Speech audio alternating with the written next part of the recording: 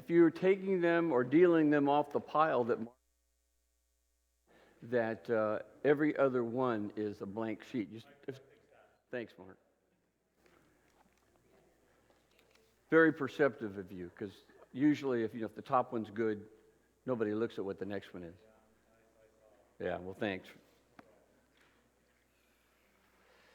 All right, Exodus 32.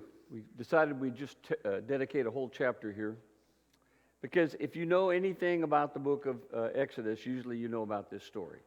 It's found in Exodus 32. And that story is what? Yeah, the story of the golden calf.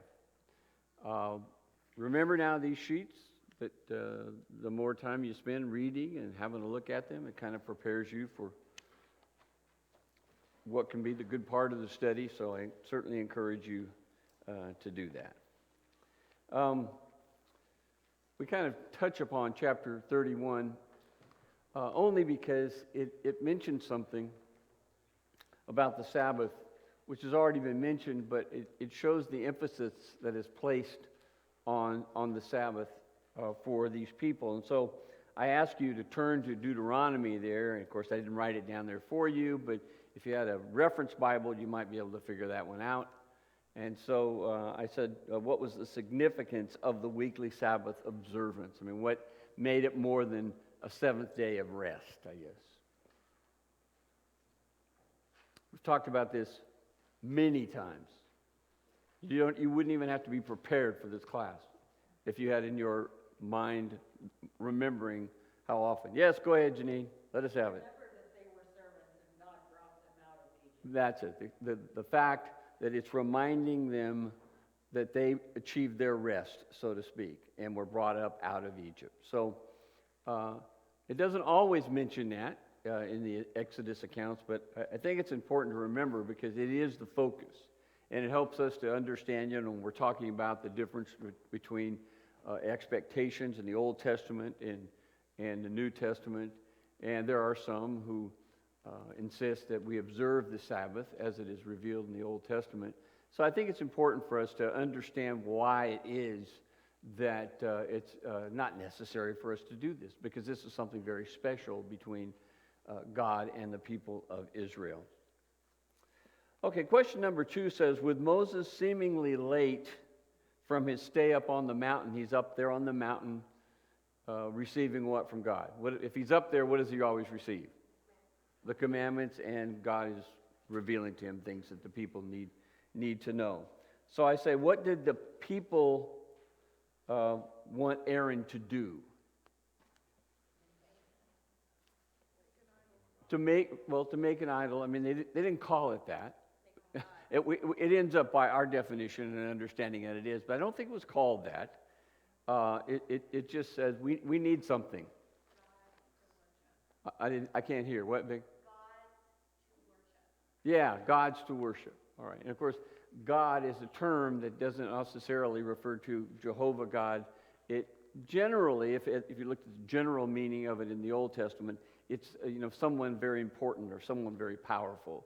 It's used to describe people who are gods. In fact, sometimes normal people are even identified as gods.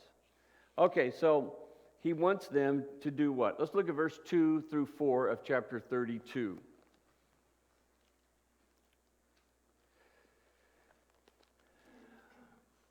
Go ahead, Susan. Want to read that for us? Yeah. Well, wait a second. I was going to say, how about the other Susan? Yeah, well, she's much farther away, so why don't you do it? And Aaron shall tear off the gold rings which are in the ears of your wives, your sons, and your daughters, and bring them to me. And then all the people tore off the gold rings which were in their ears and brought them to Aaron. And he took them from their hand and fashioned it with a graving tool and made it into a molded calf. And they said, "This is your God, O Israel, who brought you up from the land of Egypt." Okay, so how is it that we understand by definition this is an idol? When they're told not to do what? What's part of the Ten Commandments? Do not build any what?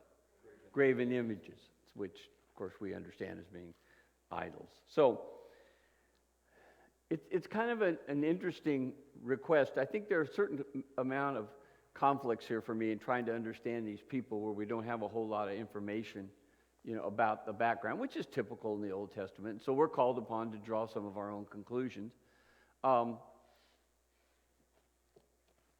Why do you think they would make that request? Go ahead, Micah.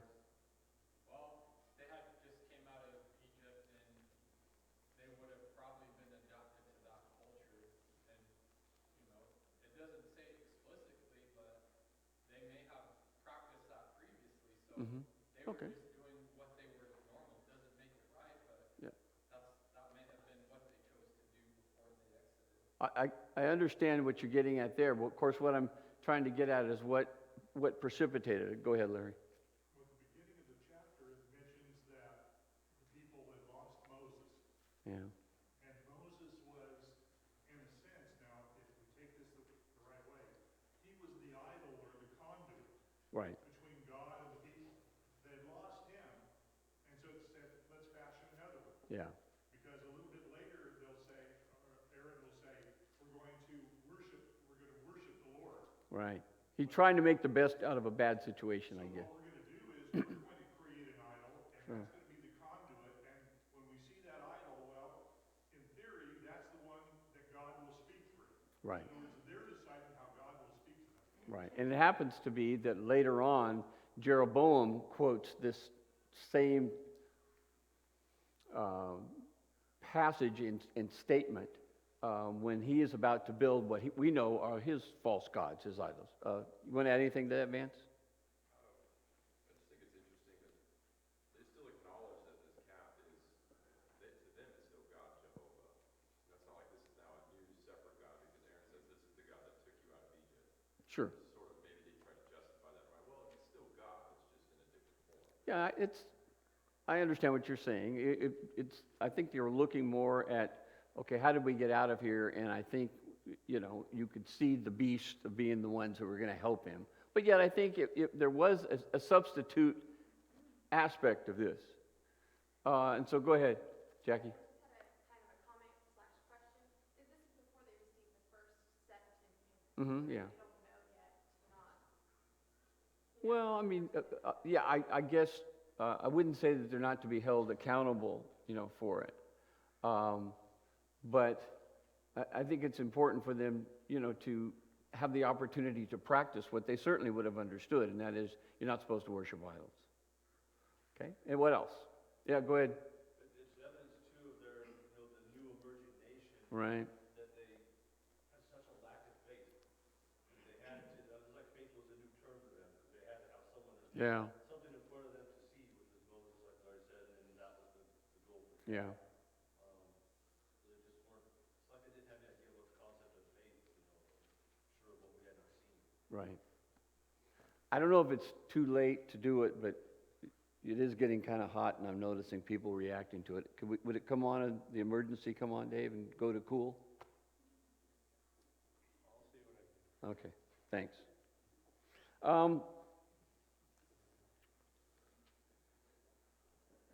So how does Aaron react to this? This question number 3 says, does Aaron's immediate response surprise you?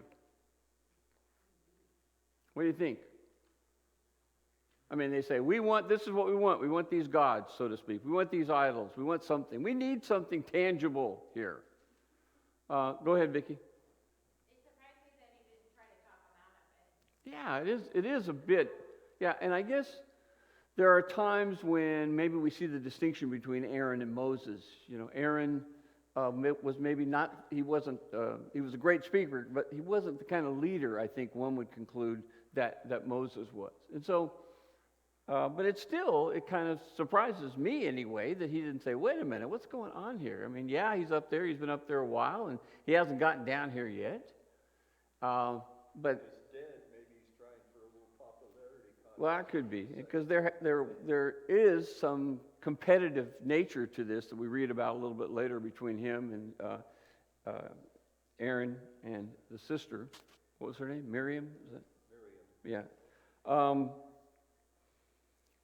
Well, I say, was he afraid of the people, or was he just trying to keep the peace? And a lot of the stuff that we read in the Old Testament, when I'm teaching it, I'm trying to get us to think about, what would we have done when we were there? Naturally, not everybody is involved in this.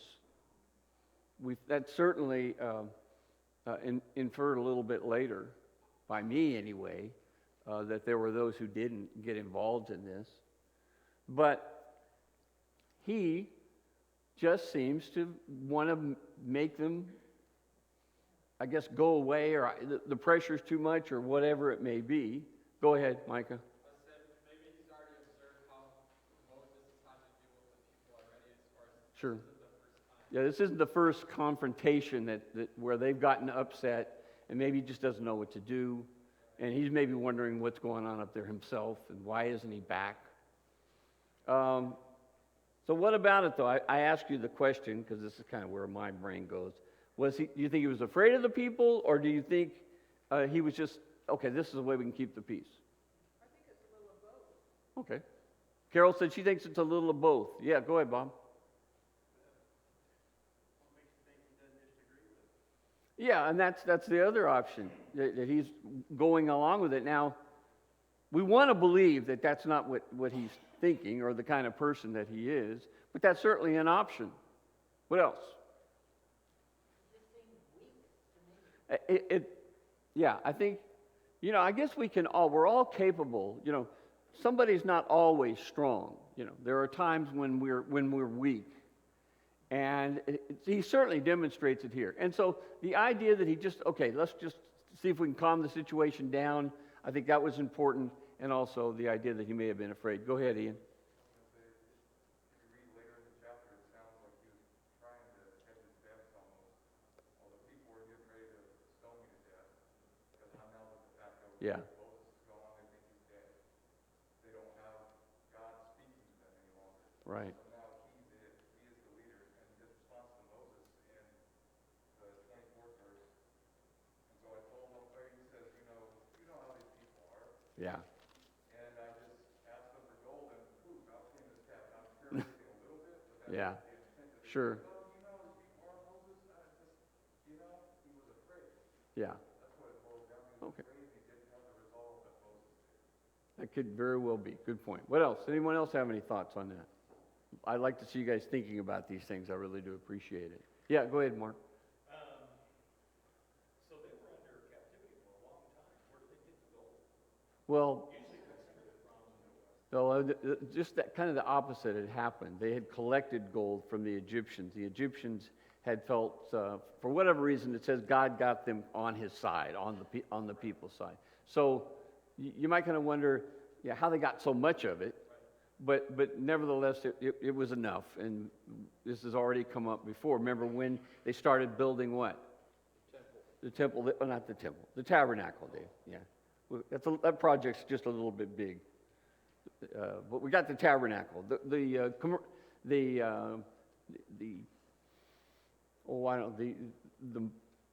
place of worship that moved around. Okay. All right. Now, so I think the point that is made by Ian is true to understand as he goes on to explain, because when Moses comes back, he's kind of wondering what's going on. And so what normally happens in a situation like that, if you're in a place like Aaron? He's kind of like, his head's above water, and he's trying to hold himself up, and so he's about prepared to say just about anything to kind of save his skin. But again, you try to look at what's going on here, and you understand that there's a lot of reasons why they might have become impatient. It's been stated, Moses is gone. He was the one through whom they heard from God, and he's not there. So let's look at question number 4. It says, read 32:8. What was God's reaction to the behavior of the people? All right, so what was it? What? Anger. Okay, it's anger, and I guess in some respects, are you surprised? For those of you who are warm, I hope you're feeling that, so, because I am. So. 32:8, it says, "They have quickly turned aside from the way which I commanded them. They have made for themselves a molten calf, and have worshipped it, and have sacrificed to it, and said, 'This is your God, O Israel, who brought you up from the land of Egypt.'" The Lord said to Moses what? This kind of goes back, connects with what Ian said, that Aaron had said. What was it? Yeah, I've seen these people, and behold, they are an obstinate people, as it says in the New American Standard. "Then let me alone, that my anger may burn against them, that I may destroy them, and I will make of you a great nation." Now, this has come up before, but nevertheless, he's very, very angry. Now, the way that this kind of moves through this account where we're trying to figure out what's going on in people's heads and what's going on in Moses' head, because where is Moses now when this is happening? Huh? He's on the mountain, so what has he not observed personally? Yeah, he hasn't seen it, but God has and God knows. And that, to me, is going to establish some sort of difference here. But what do you think about question 5? Maybe God's reaction was a test for Moses. Now, there's situations where God's anger is demonstrated, and we're looking for a reasonable explanation for it. And so this is one where God gets angry like this, and one would think, I guess, that what Moses would say is, "Yes, God, you're exactly right. I don't really know what's going on down there, but I get it. If you believe it's a terrible thing, it's a terrible thing." But that's not how he reacts. Now, this is why I ask you to think about this as being a possible test for Moses. Now, has he had similar experiences like this with these people? Say yes. Yeah, okay. He's had similar experiences like that. And so what does he then do? Well, not yet, Dave. Okay. He talks to God. He's up there, he's in this physical proximity, as it's described, I guess. And what does he tell God to do? Yeah, it's like God is really, really angry, and so it's like Moses is saying, "Oh, come on now, let's keep our cool."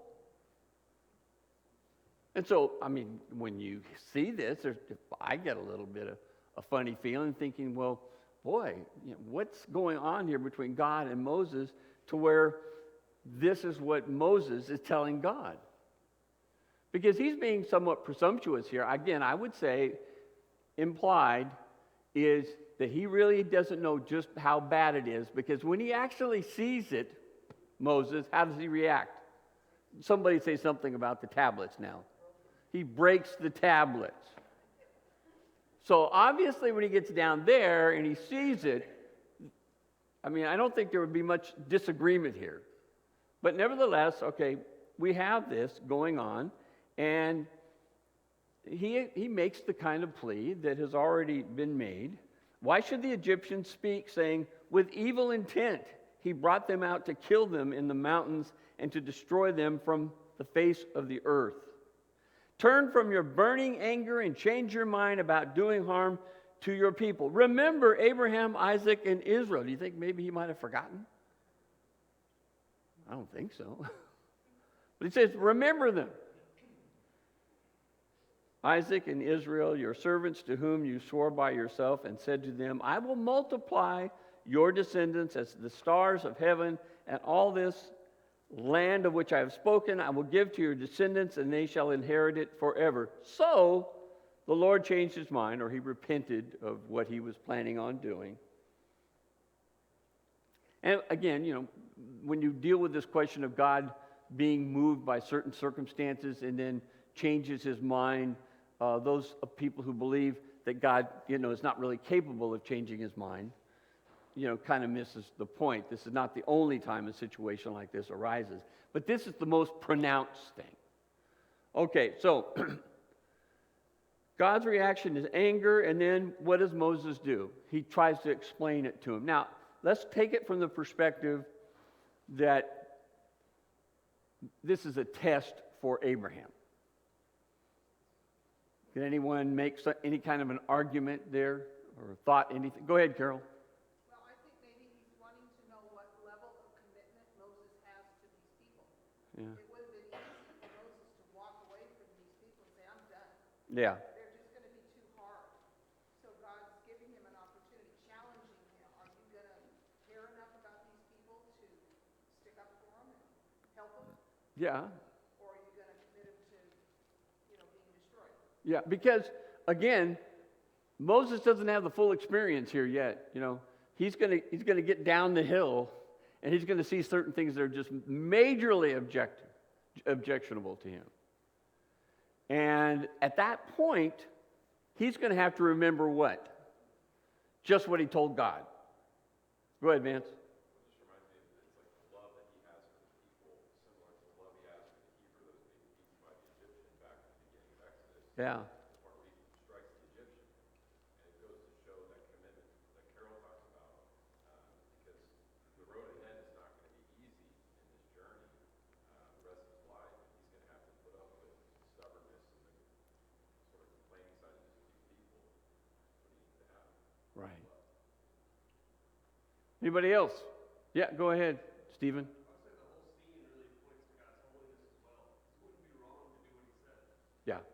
Yeah, in fact, we're gonna have to discuss that even a little bit later, because when he says something's got to be done about it, and so that's good.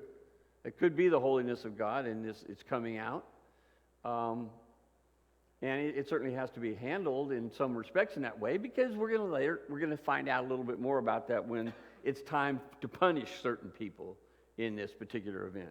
Okay. Yeah, go ahead, Karen. And then Jessica, she's holding her hand up too. I just want to say, You're not jumping up high enough, Jessica. I just want to say, I don't know that God wanted to know Moses' commitment.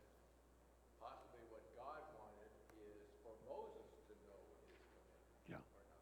Yeah, so that's the test part, and it's like he's passed the test because he knows, just like what Abraham understood. I mean, all the stuff that he's going through is because God made this promise that he's going to bless these people and make a great nation out of them, and out of that's going to become great blessings. Go ahead, Jessica.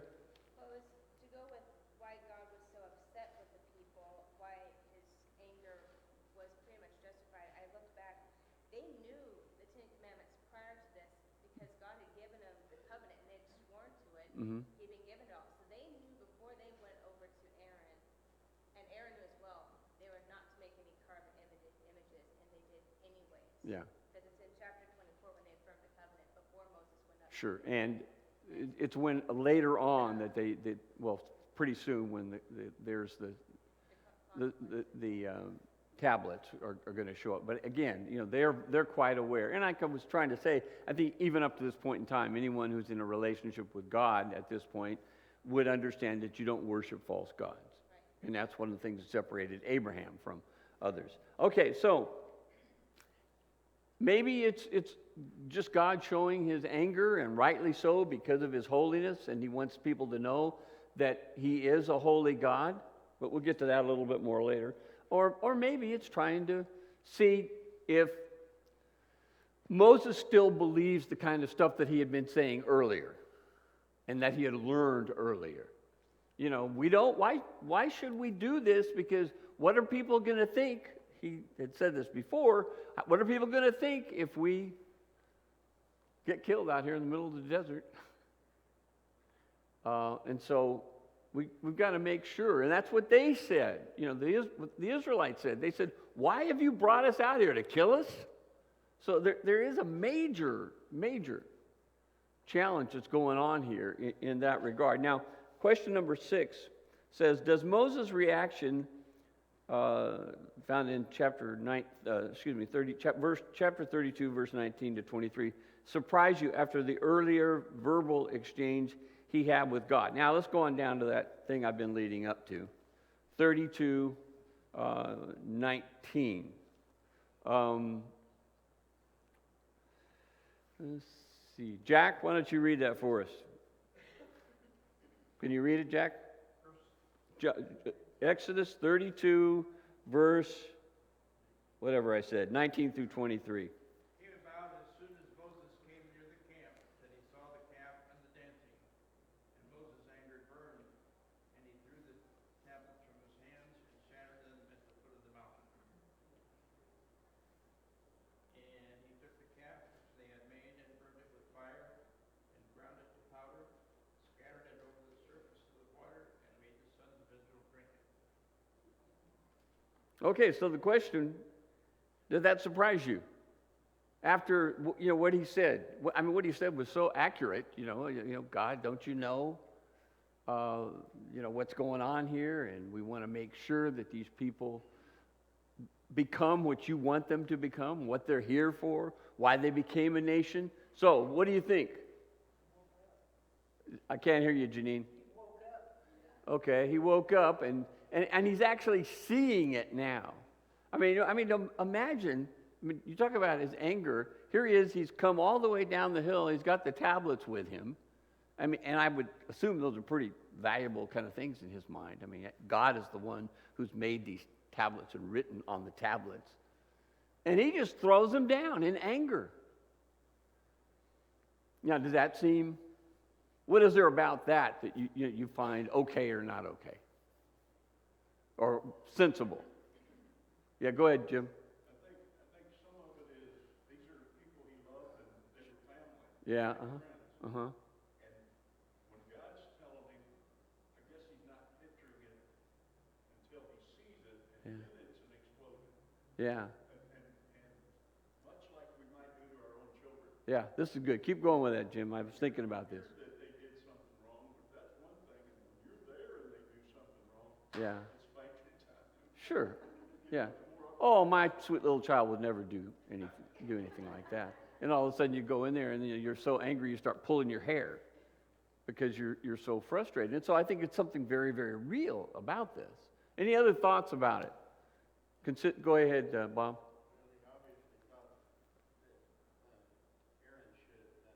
Yeah. There's no question about that, is there, Bob? I mean, that Aaron just really did not do what he was supposed to do. Okay, so why did he do that? Well, maybe, like Bob said earlier, maybe he just didn't want to do it. Or maybe he was afraid, or maybe he was just trying to make peace. I can sort of imagine him thinking, okay, what can I do? Moses is going to get here sooner or later, and I'm going to try to keep the peace until he shows up. Maybe. Any other thoughts on that? He was a priest already. So what's your problem now, Jad, on that, Janine? Should have known. You would think, wouldn't you? I mean, I think Moses is right, and I'm sure God felt the same way about it. Go ahead, Mona. I just think he broke the covenant. They broke the covenant, so that was a tangible evidence that God had a covenant. Yeah. They broke it. Yeah, that's true. So now we're back to square one. Yeah, I don't know. I'd like to think that he sort of went through his thinking that way, and that might be possible. On the other hand, maybe he was just mad. He was just so up.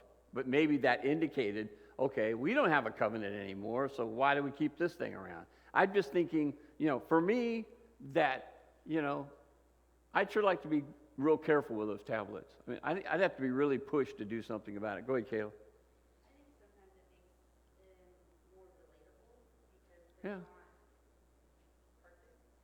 Yeah, well, that's true. I mean, we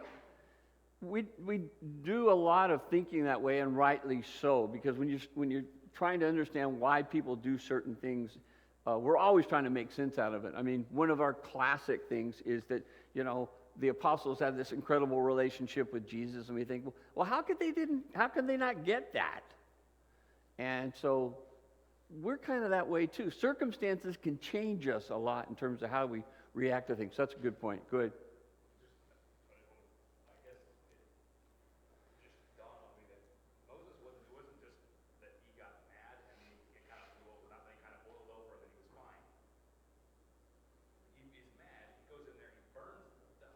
Yeah. burns it into powder. Yeah. It's not a quick process, but he scatters it over the water and makes it drink. So he was mad for the great wine. Yeah. Which, as it should have been, but still, like, it wasn't just a quick, like, snap reaction. He was legit. Yeah. Good point. Go ahead, Tammy. He has anger issues. He can't control himself. Well, It's the third time he's done this. yeah, that's right. And one time it gets him in big trouble with God too. Good point.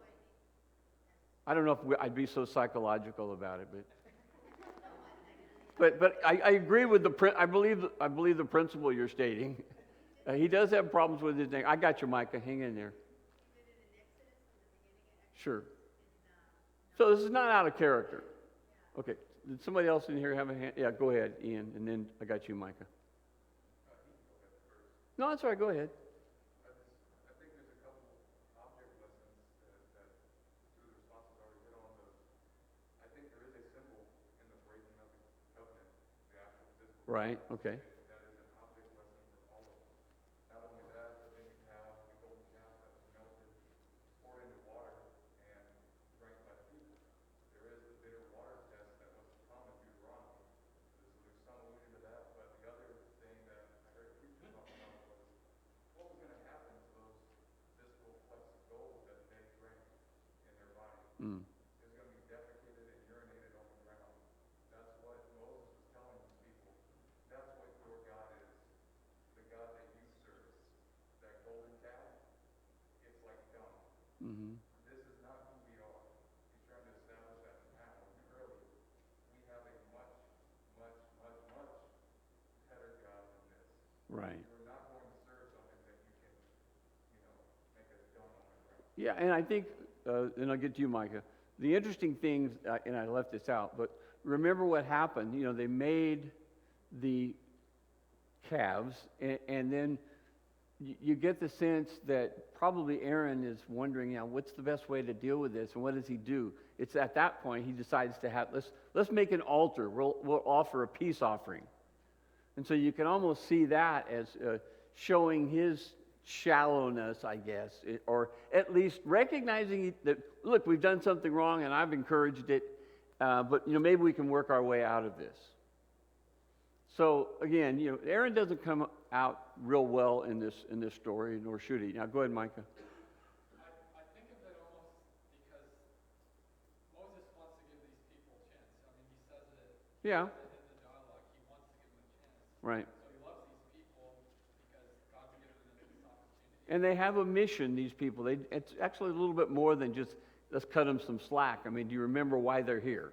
Right. So I almost see it like he's a teacher and he's leaving and he's like, well, I don't know if it's in the back of his mind, but he's like, okay, I'm going to leave and I'm going to have this conversation with God. And when he returns, I mean, I'm sure he's like, I want to give these people the benefit of the doubt. Maybe it's not as bad as it really is. At that point, because he had not, we've made the point, the visual had not occurred. Right, exactly. But when he comes to face with it, he has to give them their medicine Mm-hmm. in a sense. Right. Because I mean, I would rather go through what he does there than be destroyed by God. Yeah. Well, but that eventually does happen. So, yeah. Okay. Let's go ahead and look at. Oh, go ahead, Larry. In verse 24, when we give Aaron, we kind of say, well, he was just kind of flippant.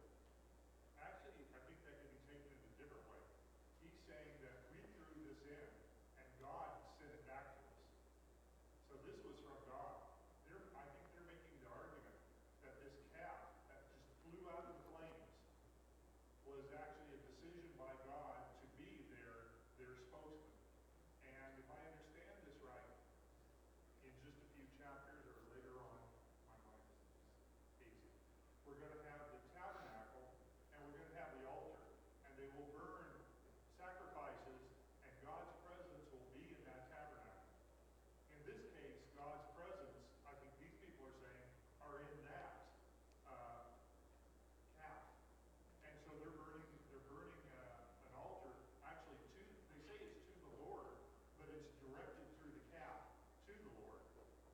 Okay, so what's wrong with it then, Larry? I mean, it doesn't come across as something that's okay here, so what's... So their problem is that God said, Moses is my spokesman, and they say, no, we will decide who will be the spokesman for us, or for God to us. Right, We will decide the rules of the game. right. And so it's more of a control issue as to who will be the ones. Is God in charge, or are they free to kind of worship God any way they wish to? They're certainly doing that, and on what basis they're doing it, that may not be totally possible for us to completely understand, but I think there is a sense of power here, and who's got it, and there's been a breakdown. The breakdown is Moses has been our guy. Not that we've always listened to him, but he's not there. Go ahead, Jackie. That kind of touches on the fact that Aaron lies in that moment. Yeah. God did not come out of the fire. It says in a few verses back that Yeah. he used a graven tool to make it, but that's what he tells Moses is that it came out of the fire. Yeah, it's a good point. Okay. All right, let's go to, how would you explain the people's behavior? Okay, according to 32:25, how would you evaluate the people's behavior?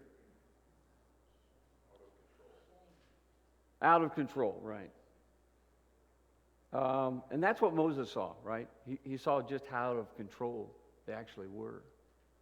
In Proverbs 29:18, that same concept is used.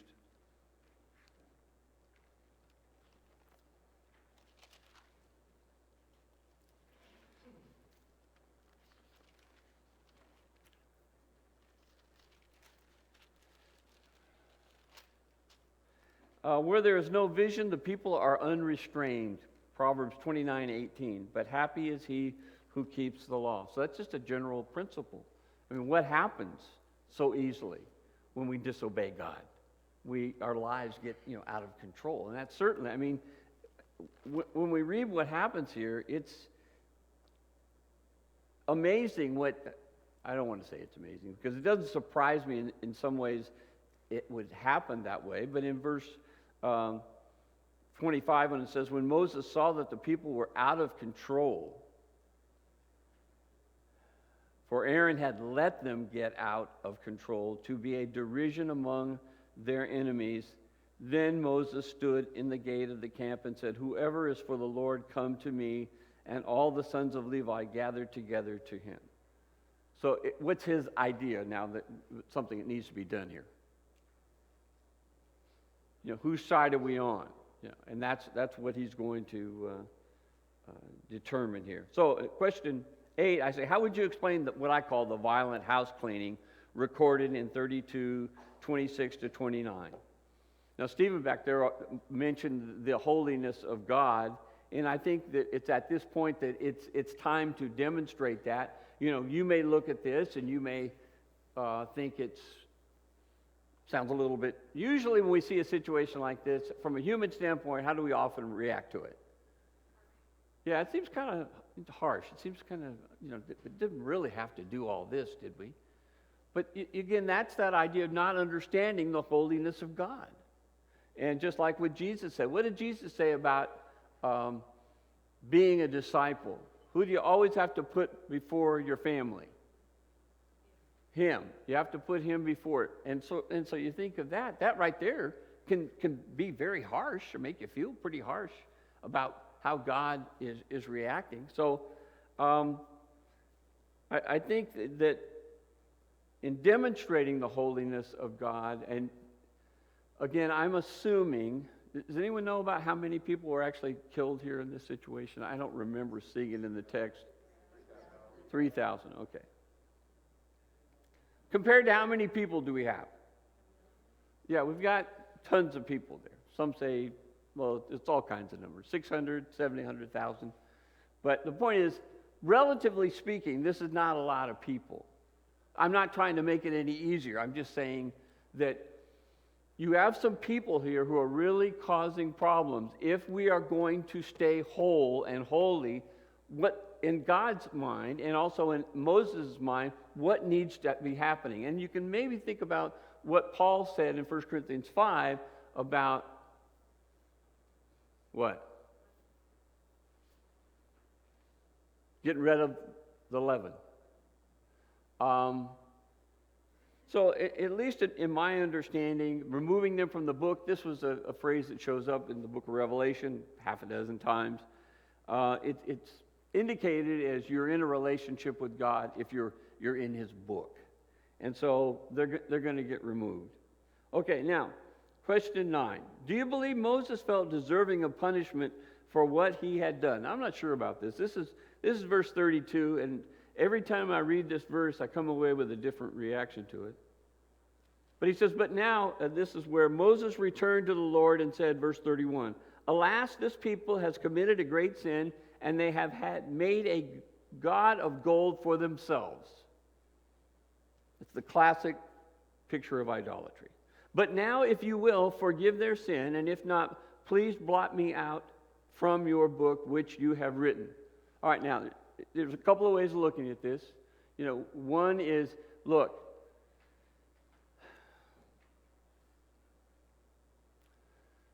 if this truly is what has happened, then I'm willing to do what? Again, what does he say?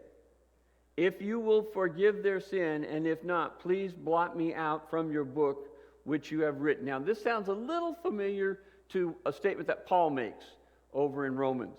And remember what he said about what he would do for the salvation of his people? He would die for them. So, I asked the question, does he feel somewhat responsible? Do you think? Is that what he's saying? I'm not sure. Like I said, I go back and forth on this. Any thoughts on this? Anybody has? Or do you want? Go ahead, Jackie. Is he saying if God doesn't forgive them, please just take me out too, or is he saying please forgive them and Yeah, I don't know. You're right. That's the choice that I seem to understand. In other words, that wouldn't sound right to me if he says, I'll take their place, even though, that's a possibility. But it is saying that I think he has this sense, maybe, that he is somewhat responsible for this. Maybe not. Anybody else? Let's see. Micah, quick point, and then to you, Vance. It's almost like he's just trying to make a compromise, because I believe he knows how forgiving God is. Yeah. He's just trying to make this plea. Well, he already understands it from this engagement that he had with him, doesn't he? Go ahead, Vance. I think I personally see it a little bit more as an offer of self-sacrifice on behalf of the Okay. people. And it's more of, I guess if it's in that context, it's kind of a type to Christ. Yeah. And his offering for all of us. Yeah. Even though, Moses wasn't involved in, making a golden calf, just like Christ wasn't involved in committing any sin, it's still kind of, I don't know if that's got any validity to it, but that's a little bit of what I've seen. Well, we have the option here of trying to understand, and if not, if you do not forgive them, well, please blot me out from your book. In other words, so as a result of your not forgiving them, and then what do I want you to do for me or do about me? Anybody? So we're just going to give up on this one? Go ahead, Tammy. Yeah.